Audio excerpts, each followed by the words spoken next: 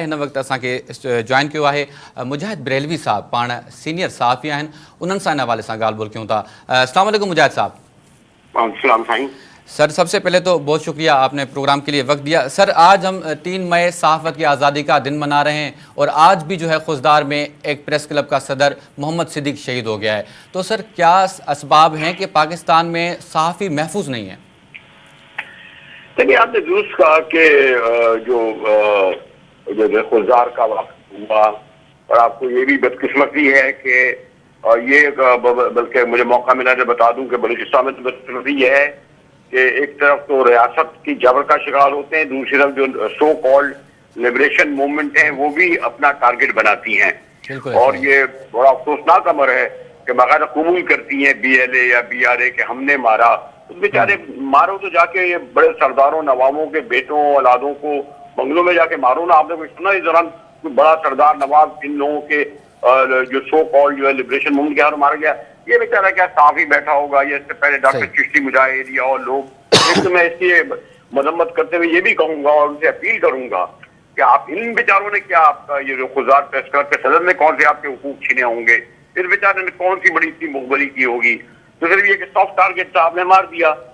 दूसरी बात यह है कि देखिए, ये इसके बावजूद कि ये चाहे आप रशीद शरीफ का नाम लें या फला वाक़यात हैं, मैं आजकल जो आपकी ओवरऑल जो कम्युनिटी है सहाफ़ियों की, सही, उनका मसला जो ज़िया-उल-हक के दौर में जो था या फौजी मार्शल में उस वक्त होता है आज़ादी इज़हार, हमारी लड़ाई होती है। लेकिन मैं जो 80s में प्रेस क्लब का सेक्रेटरी रहा, तमाम कैदियों में रहा, जेलों में रहा, 10 साल बेरोजगारी करी, आज मैं समझता हूँ आज हमारा वो जुड़ गया है आज़ादी सहाफ़त तहफ़्फ़ुज़ मुलाज़मत से।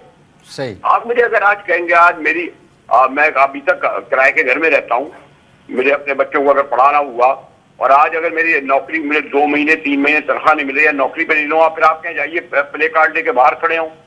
बदकिस्मती से हमारी ट्रेड यूनियन जो हमारे क्लब हुए या यूनियनें हुई, उनका किरदार भी आपको सामने है। और ये बड़े फखर से जो है करोड़ों रुपए की ग्रांटें लेते हैं गवर्नमेंट से।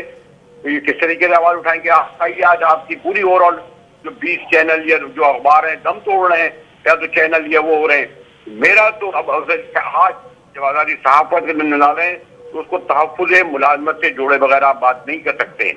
आपको कोई राइट नहीं। आपको कितनी बार ये लोगों ने, हम जलसे जुलूस मुजाहरे करते हैं कि हमारे लोग मुलाज़मत है, हमने क्या करा है उन लोगों के लिए? तो ये जो एक बात, एक स्लोगन करना के लिए सारी दुनिया में आज़ादी सहाफ़त के दिन मना रहा है, वेस्टर्न कंट्री में रूल थे। हमारे यहाँ भी जब किसी मुलाजिम को निकाला जाता था तो हम लोग उसका पूरा मुकदमा लिखते थे, उस वक्त तक उसकी ताज़ी तनख्वाह देते थे, प्रेस क्लब में उसको रखते थे। अब आप मुझे बताइए किस पैमाने पर इस वक्त बेरोजगारी है? 3-3 महीने बड़े बड़े जो है आइकॉन के जो जिन्होंने अपनी जिसे कहते हैं हवेलियां बनाई हुई हैं, जिन्होंने बड़े बड़े प्लाजा बनाए हुए हैं, जिनके मल्टीनेशनल बिजनेस है, उन लोगों ने 3-3 महीने से तनख्वाह नहीं दी है। क्या मैं नाम लूं एक एक का? बुरा लगेगा आपको?